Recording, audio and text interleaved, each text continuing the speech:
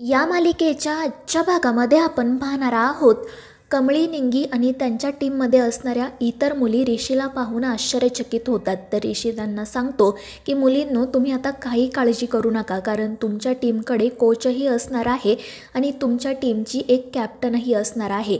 आणि मग तो हे जाहीर करतो की त्या बी टीमची कॅप्टन असेल कमळी आणि कोच असेल ऋषी इनामदार. आणि हे ऐकून सगळ्या मुलींचा आनंद तर अगदी गगनात मावेनासा होतो. आणि मग ऋषी त्या मुलींना सांगतो की हे बघा, मी कोणी मोठा खेळाडू नाही आहे, मात्र मी आपल्या कॉलेजतर्फे अनेकदा कबड्डीची मॅच खेळलो आहे. त्यामुळे कबड्डी हा काय गेम आहे हे मला व्यवस्थित माहिती आहे. त्यामुळे मी तुम्हाला योग्य ते मार्गदर्शन करेल. तुम्ही खूप चांगल्या प्लेयर्स आहात याची मला जाणीव आहे. त्यामुळे मी तुम्हाला नवीन असं काहीतरी नाही शिकवणार, मात्र तुम्हाला नक्की मार्ग दाखवेल. आणि हे ऐकून सगळ्या मुलींना ऋषीचा खूप आधार वाटतो. त्या सगळ्याजणी त्याचे आभार मानतात. आणि मग ऋषी त्यांना सांगतो की चला आता आपण प्रॅक्टिसला सुरुवात करूयात. त्यानंतर कमळी सगळ्या मुलींची ऋषीशी ओळख करून देते आणि मग त्या सगळ्याजणी ग्राउंडवर प्रॅक्टिससाठी जातात. कमळी मात्र ऋषीसोबत बोलत असते. ती ऋषीला म्हणत असते की सर, तुमचे मानावे तितके आभार कमी आहे. तुम्ही आलात त्यामुळे आम्हाला खरंच खूप आता आधार वाटतोय. तर ऋषी म्हणतो की कमळी, आता काही काळजी करू नको, ही मॅच आपण जिंकणारच. आणि मग त्यानंतर कमळी ही प्रॅक्टिससाठी जाते. त्यानंतर साहेबा तिथे येतो. तो ऋषीला सांगतो की ऋषी, तू टीम बीचा कोच आहे ना, तर मग आजपासून मी टीम बीचा कोच. आणि हे ऐकून ऋषी डोक्यालाच हात लावतो. तो म्हणतो की अरे साहेबा, हे काय बोलतोयस तू? तर साहेबा म्हणत असतो की हे बघ ऋषी, जर तुला कधी लेक्चरला जावं लागलं तर या मुलींसोबत कोणीतरी असायला नको का? मग त्यावेळी मी त्यांची जबाबदारी घेईल, तू काही काळजी करू नको. आपण दोघेजण मिळून सगळं काही व्यवस्थित हँडल करूयात. आणि मग तेही ग्राउंडवर जाण्यासाठी निघतात. दुसरीकडे सरू आणि तिची मैत्रीण वर्षा पटकन घरी येतात. सरूला अस्वस्थ पाहून वर्षा विचारत असते की काय गं, नेमकं काय झाले तुला? तू त्या राजन सरांना बघितल्यापासून खूपच अस्वस्थ वाटते. डोक्यावर पदर काय घेतलाय, चेहरा काय लपवते? आणि त्यावेळी सरू म्हणते की अगं काही नाही, परक्या माणसासमोर असं कसं यायचं ना, म्हणून मी डोक्यावर पदर घेतला. मात्र वर्षा म्हणत असते की हे बघ सरू, जर काही असेल तर मला सांग. मात्र सरू तिला काही सांगत नाही. तितक्यात तिला घराजवळच राजन दिसतो. त्यामुळे ती खूपच घाबरते आणि मग ती वर्षाला आतमध्ये जायला सांगते आणि डोक्यावर पदर घेऊन बाहेर येते. राजन तिला म्हणत असतो की मला माफ करा, मी असा न सांगता तुमच्या घरी आलो, मात्र मला ना तुमच्या त्या जमिनीविषयी तुमच्याशी बोलायचं होतं. आणि मग तो म्हणू लागतो की हे बघा, मला त्या जमिनीची खरंच खूप गरज आहे. मागच्या वेळीसुद्धा मी तुम्हाला सांगितलं होतं की मी तुम्हाला जमिनीची योग्य ती किंमत देईल. आणि जर तुम्हाला जमीन विकायची नसेल ना, तर काही हरकत नाही, मी काही जबरदस्ती करणार नाही, पण एकदा विचार करून मला नक्की सांगा. आणि त्यावेळी सरू नाईलाजाने म्हणते की साहेब माफ करा, पण मी ती जमीन नाही विकू शकत. आणि ते ऐकून राजनला वाईट वाटतं, मात्र तो काही सरूवर जबरदस्ती करत नाही. तो म्हणतो की ठीक आहे, जशी तुमची इच्छा. आणि मग तो तेथून जाण्यासाठी निघतो. मात्र अचानक त्याला अस्वस्थ वाटू लागतं. त्यामुळे तो सरूकडे पाणी मागतो. सरू पटकन पाणी घेऊन येते. मात्र थोड्याच वेळामध्ये राजनची तब्येत इतकी बिघडते की तो चक्कर येऊन खाली पडतो. आणि हे पाहून सरू खूपच घाबरते. ती मोठमोठ्याने राजन राजन असं ओरडू लागते. आणि मग ती त्या वर्षाला हाक मारून बाहेर बोलावून घेते.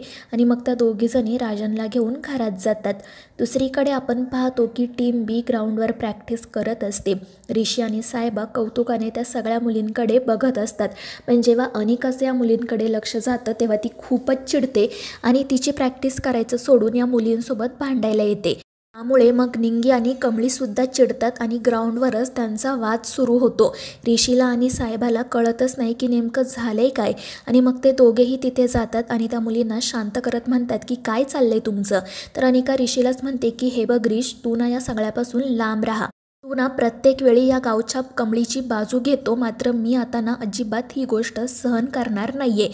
कारण ही कल्चरल ॲक्टिव्हिटी नाही आहे, तर हा स्पोर्ट आहे. आणि त्यावेळी ऋषी रागातच म्हणतो की अनिका, हे सगळं तू मला सांगण्याची गरज नाही आहे आणि मला कळत नाही आहे नेमका तुझा प्रॉब्लेम काय आहे.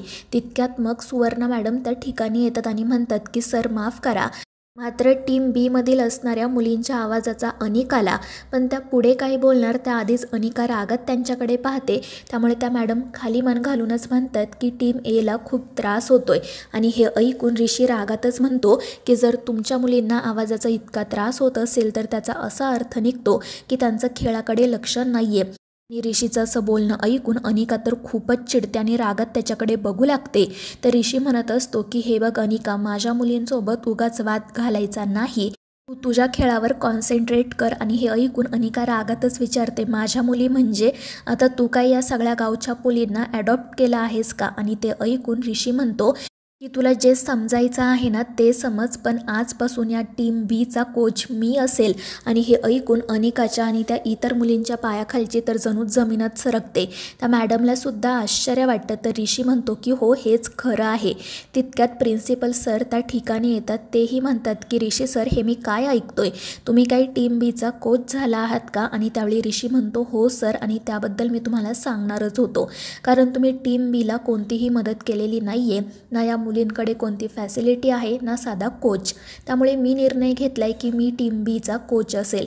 मात्र त्यावेळी ते सर म्हणतात की तुम्हाला माहिती आहे ना, कोच होण्यासाठी सुद्धा काही निकष असतात. तर ऋषी म्हणतो की हो सर, माहिती आहे मला.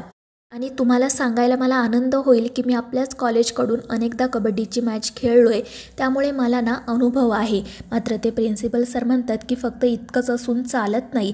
तर ऋषी म्हणतो की सर, मी फक्त व्हॉलंटियर कोच असणार आहे आणि तुम्ही काळजी करू नका, मी माझी इतर कामं व्यवस्थितपणे सांभाळेल, त्यांच्याकडे दुर्लक्ष होणार नाही. आणि ते ऐकून मग प्रिन्सिपल सर म्हणतात की ठीक आहे, जर तुम्ही तुमच्या इतर कामांकडे दुर्लक्ष करणार नसाल तर तुम्ही टीम बीचा कोच म्हणून राहू शकता. आणि हे ऐकून कमळीला आणि तिच्या टीमला खूप आनंद होतो. पण मग अनिका म्हणते की आम्हाला या मुलींचा खूप त्रास होतोय. त्यामुळे प्रिन्सिपल सर ऋषीला सांगतात की हे बघा, तुम्हाला जे करायचं आहे ते तुम्ही करा, मात्र तुमच्या टीममधील मुलींचा त्रास टीम एला अजिबात होता कामा नये, नाहीतर तुमच्यावर ॲक्शन घेण्यात येईल. आणि त्यावेळी साहेबा पुढे म्हणतो की सर, तुम्ही काळजीच करू नका, मी या टीमचा कोच आहे, माझ्या मुलींचा अजिबात टीम एला त्रास होणार नाही. आणि ते ऐकून अनिका म्हणते की जर त्रास झाला तर मग काय करायचं? मात्र प्रिन्सिपल सर म्हणतात की हे बघ अनिका, ते म्हणतायत ना की त्रास होणार नाही, मग कशाला उगाच आपण वाद वाढवायचा? आणि मग ते पटकन तेथून निघून जातात. तर त्या सुवर्णा मॅडम देखील अनिकाला आणि तिच्या टीमला त्यांची प्रॅक्टिस सुरू करायला सांगतात. त्यामुळे अनिका रागातच तेथून निघून जाते. दुसरीकडे आपण पाहतो की राजन अजूनही शुद्धीवर आलेला नसतो, त्याला खूप तापही आलेला असतो. त्यामुळे सरू त्याच्या कपाळावर थंड पाण्याच्या पट्ट्या ठेवत असते. वर्षा म्हणत असते की सरू, आता काय करायचं ग आपण, जर यांना शुद्ध आली नाही तर सरू म्हणते की अगं काळजी करू नको, त्यांना फक्त थकल्यामुळे असं झालंय, थोड्याच वेळात ते येतील शुद्धीवर. तर वर्षा म्हणते की मग तोपर्यंत मी इथेच थांबते. मात्र सरू म्हणते की हे बघ, तुझा नवरा कसा आहे माहिती आहे ना, जर तू नाही दिसली तर तो उगाच तुला काही बाही बोलेल, त्यामुळे तू जा तुझ्या घरी, जर मला काही मदत लागली तर मी तुला बोलावून घेईल. आणि त्यावर मग ती वर्षाही हो म्हणते आणि तिच्या घरी जाण्यासाठी निघते. तर राजांची अवस्था पाहून सरूला त्याची खूप काळजी वाटत असते. दुसरीकडे आपण पाहतो की ती अनिका घरी येऊन खूप चिडचिड करत असते, वस्तू इकडे तिकडे फेकून देत असते. रागिनी कामिनी नेहमीप्रमाणे कसंबसं तिला शांत करतात आणि मग काय झाले हे विचारतात. मग अनिका कॉलेजमध्ये घडलेला प्रकार त्या दोघींना सांगते आणि म्हणते की ऋषी माझ्यासोबत असा कसा वागू शकतो तेच मला कळत नाही आहे. आणि त्यावेळी कामिनी म्हणते की तू नको काळजी करू, यापुढे ऋषी त्या टीमचा कोच नसेल आणि ती कमळी कबड्डी खेळणारही नाही. मात्र अनिका म्हणते की हे बघ ग्रॅनी आजी, तू फक्त बोलते मात्र करत तर काहीच नाही. मात्र त्यावेळी कामिनी म्हणते की अनिका, आता तू बघच मी काय करते ते. आणि मग त्यानंतर सरळ ती कामिनी नयनताराला कॉल करते आणि तिला सांगते की ऋषी मुलींच्या टीमचा कोच बनला आहे आणि ती टीम कमळीची आहे, तो खरंच कमळीला खूप मदत करतोय आणि हे पाहून आम्हाला आनंद होतोय. मात्र या गोष्टीमुळे नयनतारा तर खूपच चिडत्याने फोन ठेवून देते. त्यामुळे रागिनी, कामिनी आणि अनिका एकदम खुश होतात. आणि मग त्यानंतर कामिनी हसतच अनिकाला म्हणते की अनिका, ऋषीचा प्रश्न तर मिटला, आता तू बघ उद्या मी त्या कमळीसोबत काय करते. आता ती कायमची तुझ्या आयुष्यातून दूर निघून जाईल. आणि हे ऐकून अनिकाला मात्र भीती वाटू लागते. तर मित्रांनो, या मालिकेच्या पुढील भागांच्या अपडेट्ससाठी आपल्या चॅनेलला सबस्क्राईब